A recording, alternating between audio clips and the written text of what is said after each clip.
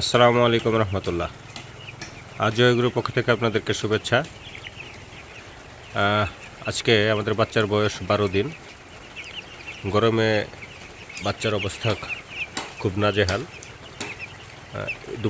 দুপুরে আমরা যথারীতি ককটেল দিয়ে দিব পানির সাথে, আর খাদ্য আমাদের এইভাবেই থাকবে। আমরা খাদ্য কখনই পাত্র উঠাই না গরমের মধ্যে, যেহেতু বাচ্চা এখনও ছোট। তো আমরা বাচ্চার গায়ে পানি এখনই দিব না, 20 দিন বয়স থেকে বাচ্চার গায়ে পানি দিব। আমরা আরেকটি আমাদের শেডের উপর আরেকটি সিস্টেম করে রেখেছি। এটা হচ্ছে অনেকে বলে থাকে পানির ঝর্ণা বা স্প্রিংলার। এটা মূলত স্প্রিংলার। এটা কৃত্রিমভাবে বৃষ্টি প্রয়োগ করে চালের উপরে। এটা আপনাদেরকে আমি এখন দেখাবো বাইরে গিয়ে। তো এই স্প্রিংলার এর অনেক সুবিধা আছে। আপনি যখন চালে স্প্রিংলারের সাহায্যে পানি দিবেন, ঘরটা অনেকাংশে কম থাকে। অনেকে ব্রয়লারের ঘরে ফ্যান দিয়ে থাকে। আমাদের ঘরে কিন্তু আপনারা দেখতে পাচ্ছেন কোনো ফ্যান নেই। এতে বিদ্যুৎ খরচ অনেক হয়। আর স্প্রিংলারের মাধ্যমে পানি দিলে চালটা ঠান্ডা হয়ে থাকে, ঘরটা অনেক ঠান্ডা থাকে। যেহেতু আমাদের ঘরটা জিও ব্যাগের তৈরি, সেই ক্ষেত্রে স্প্রিংলার দিয়ে পানি ছিটানোর পর পানিটা অনেকক্ষণ এই ঘরে চালটা ধরে রাখে, যার ফলে ঘরটা অনেকক্ষণ ঠান্ডা থাকে। ধরে 1 ঘন্টা যদি ভিজিয়ে রাখি চালটা, দেখা যায় প্রায় আরও 2 ঘন্টা এই জিও ব্যাগটা ভিজে থাকে, যার ফলে ঘরটাও অনেক ঠান্ডা থাকে এই গরমে।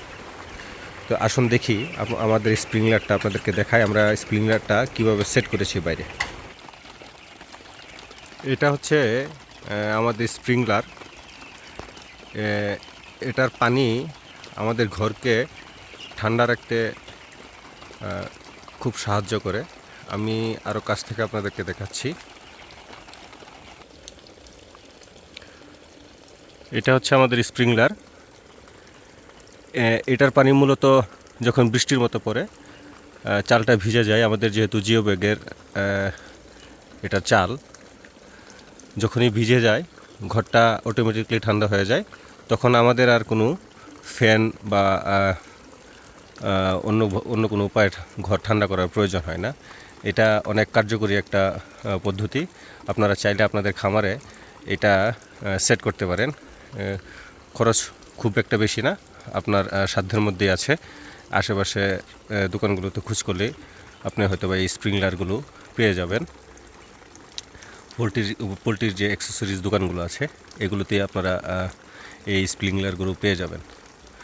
তো এটা যাদের উপরে টিনের চাল আছে তাদের জন্য একটু সমস্যা, কারণ টিনের চালের পানিটা বেশিক্ষণ ধরে রাখতে পারে না।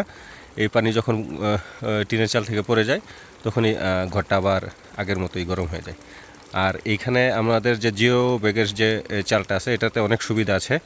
এটা অনায়াসেই আমাদের অলরেডি 3 বছর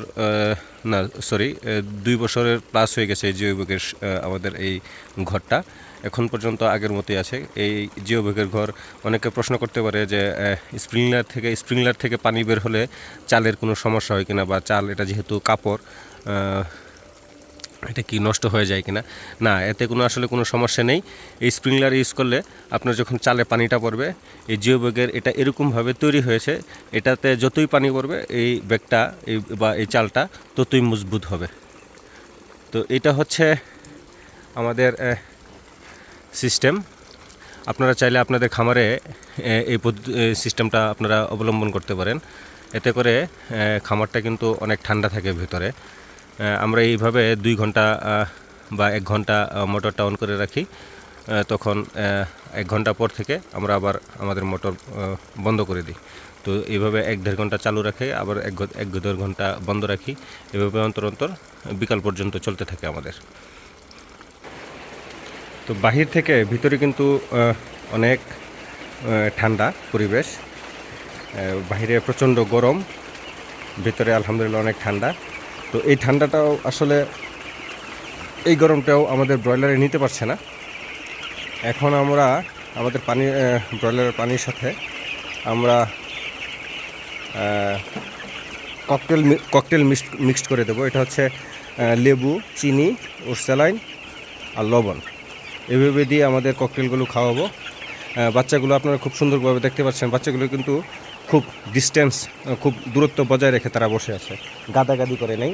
কারণ যেহেতু ঘর সম্পূর্ণটাই ঠান্ডা, যেহেতু বাইরে আর্দ্রতা গরম, যার ফলে তারপরে কিন্তু বাচ্চা কিন্তু তুলনামূলকভাবে অন্যান্য খামারের চাইতে আমাদের বাচ্চাগুলো কিন্তু খুব সুন্দর আলাদা আলাদা করে বসে আছে। তো এই ছিল আজকের মতো আমাদের এই ভিডিও। আপনারা যদি আপনাদের কোনো কমেন্টস বা কোনো তথ্য জানার থাকে অবশ্যই আমাদেরকে জানাবেন, আমরা চেষ্টা করব আপনাদেরকে জানানোর জন্য। আর তাছাড়া আপনাদের যদি কোনো পরামর্শ থেকে থাকে অবশ্যই আমাদেরকে জানাবেন, আমরা সদয় গ্রহণ করার জন্য চেষ্টা করব। ধন্যবাদ সবাইকে, সবাই ভালো থাকবেন, আমাদের জন্য দোয়া করবেন। আসসালামু আলাইকুম রহমতুল্লাহ।